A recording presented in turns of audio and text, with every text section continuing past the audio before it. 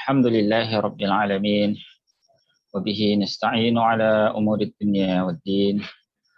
Wassalatu wassalamu ala ashrafil anbiya'i wal mursalin. Sayyidina wa maulana Muhammad ibn Abdullah al-mab'uth rahmatan lil alamin. Wa ala alihi wa sahbihi ajma'in. Wa man tabi'ahum bi ihsanin ila yaumiddin. Amma ba'd. Hafizillah rahmatullahi alaikum. Alhamdulillah. Pada kesempatan kali ini kita melanjutkan kembali ulasan kita di Suratul Naba pada bagian yang ke-8.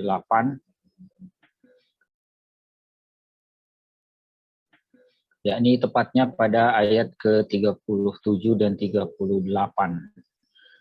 Di mana Allah Subhanahu wa taala berfirman, A'udzubillahi minasyaitonir rajim. Rabbis samawati wal ardi wa ma bainahuma ar-rahman la yamlikuna minhu khitaba yawma yaqumur ruhu wal malaikatu saffan la yatakallamuna illa man adzina lahu ar-rahman wa qala shawaba.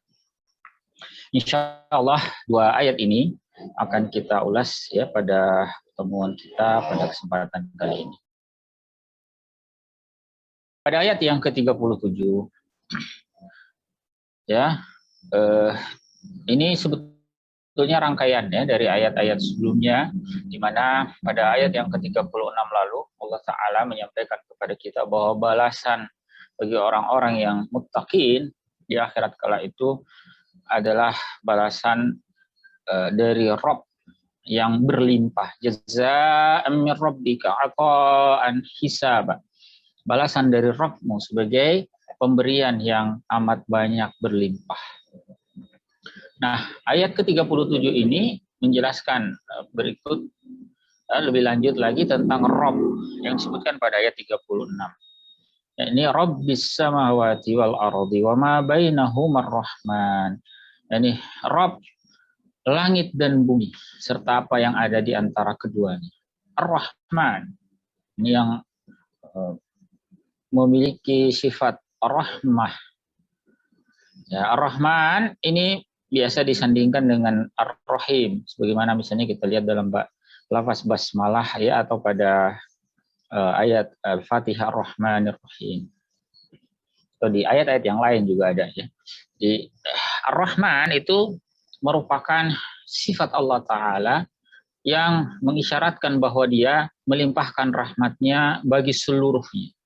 Bukan hanya yang taat kepadanya, ya, melainkan juga seluruhnya. Ya, kepada orang yang ingkar sekalipun, Allah juga melimpahkan rahmat kepada mereka. Ar-Rahman, ialah Rabbus samawati wal ardi wa ma bainahuma. Kemudian di penghujung ayat ini Allah menyebutkan la yamlikuna minhu khitaba, bahwa mereka tidak mampu berkata dengannya. Muhammad Abdul Latif Al-Khatib dalam tafsir beliau Awdahut Tafasir menjelaskan ya, makna kalimat ini ay la yastati'u ayukallimahu ahadun min khasyatihi wa huwa bima'na annahum la yamlikuna syafa'ata illa bi'idznih. Jadi tidak ada yang dapat berbicara ya, kepadanya seorang pun min khasyatihi ya, semata-mata karena takut kepadanya. Wa huwa bima'na annahum la yamlikuna syafa'ata illa bi'idznih. Maknanya adalah mereka tidak memiliki syafaat kecuali dengan izinnya. Di akhirat kelak, memang kekuasaan Allah Ta'ala itu terasa mutlak.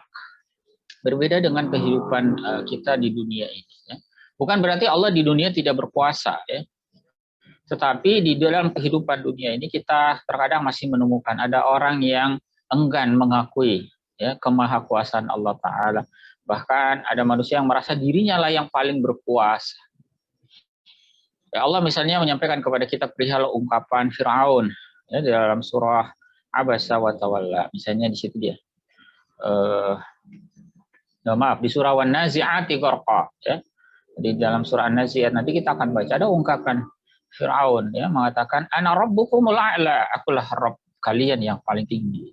Dia bukan hanya mengingkari Allah Ta'ala, tetapi juga ya bahkan juga dia menyatakan bahwa dialah Rabb yang paling tinggi. Itu dalam kehidupan dunia kafilah. Tetapi di akhirat kelak, ya, tidak ada yang tidak mengakui kemahakuasaan, mutlak kemahakuasaan Allah Ta'ala saat itu. Ini juga yang Allah isyaratkan di dalam ayat di surat Al-Fatihah. Maliki yaumiddin. Bahwa dia adalah Malik yang memiliki, yang menguasai hari ad-din, itu hari pembalasan. Bukan berarti Allah tidak atau Allah bukan Malik dalam kehidupan dunia ini, ya, bukan begitu maknanya, melainkan bahwa Allah itu ya kekuasaannya pada hari akhir itu benar-benar terasa kemutlakannya, tidak ada satupun yang mengingkari.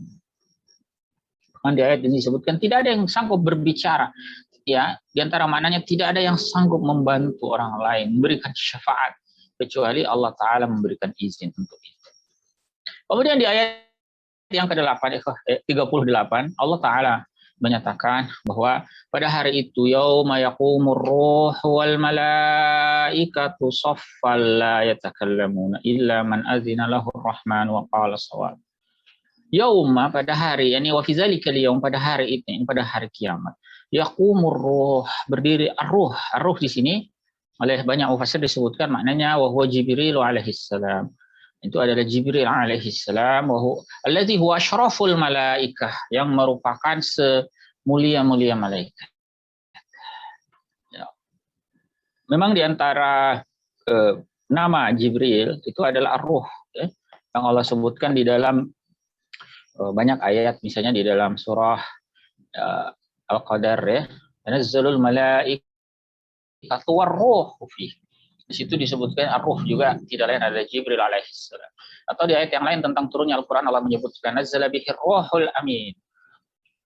Bahwa Al-Qur'an itu turun, ya, dengan dibawa oleh ar-ruhul amin, yakni Jibril alaihissalam.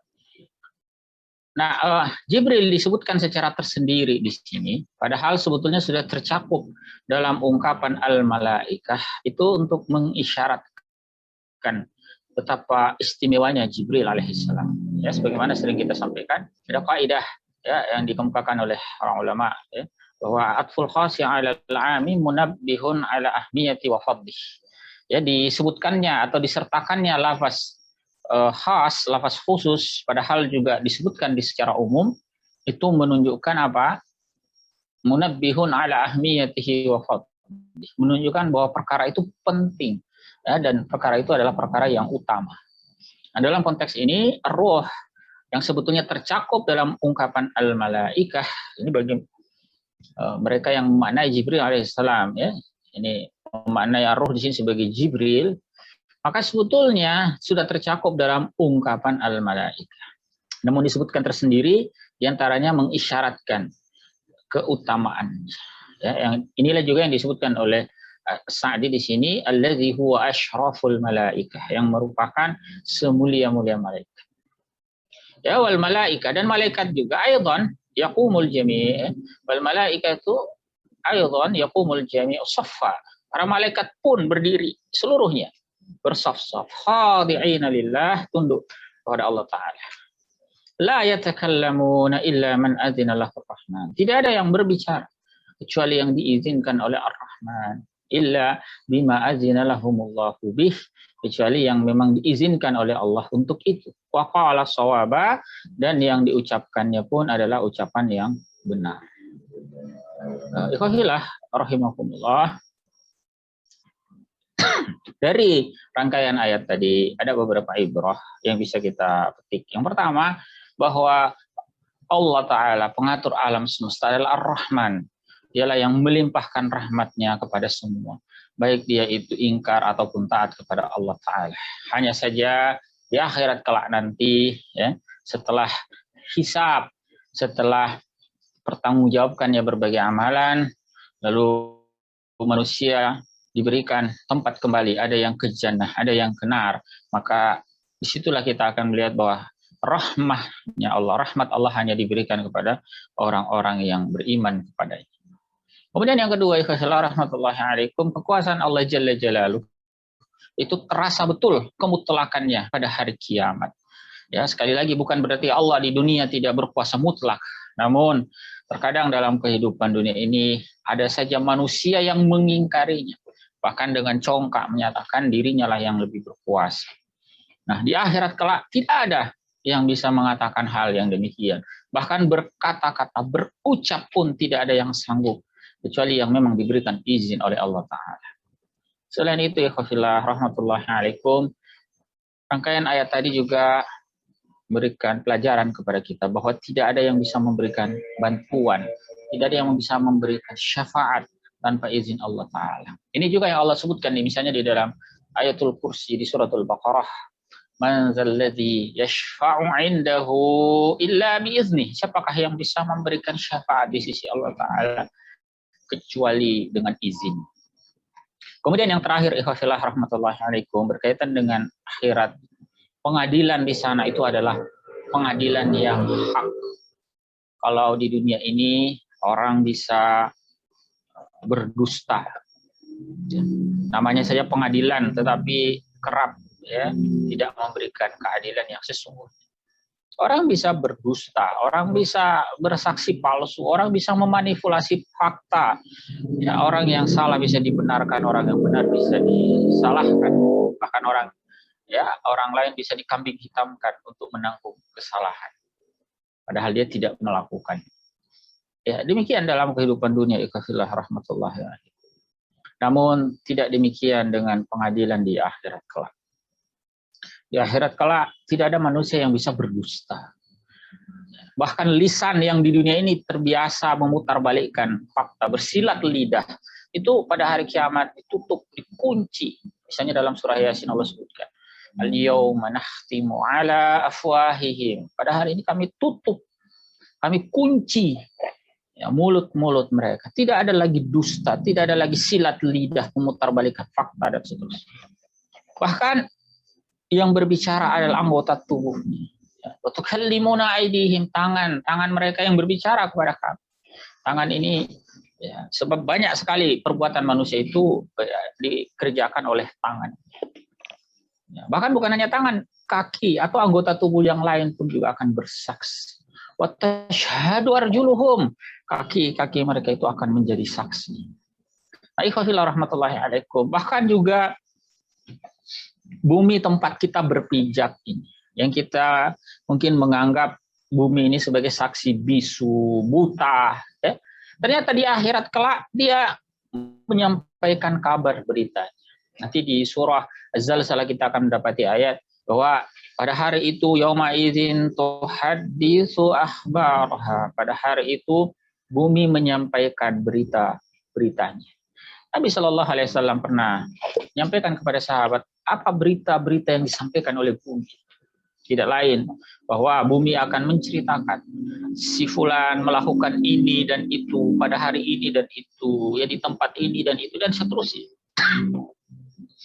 Dia akan melaporkan itu. Ya.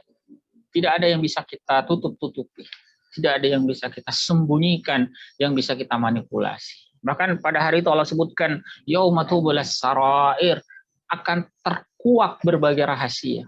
Apa yang di dunia ini menjadi konspirasi persekongkolan berbagai pihak untuk melakukan berbagai macam perbuatan yang kotor, pada hari itu tidak ada yang tertutupi, bisa terkuak seluruhnya. Tidak ada yang bisa dirahasiakan lagi. Itu yauma tubulas sarair, terkuak pada hari itu berbagai rahasia yang ada. Ikhwafillah rahmatullahi alaikum. Jangankan manusia, bahkan terhadap hewan pun keadilan itu akan Allah tegakkan.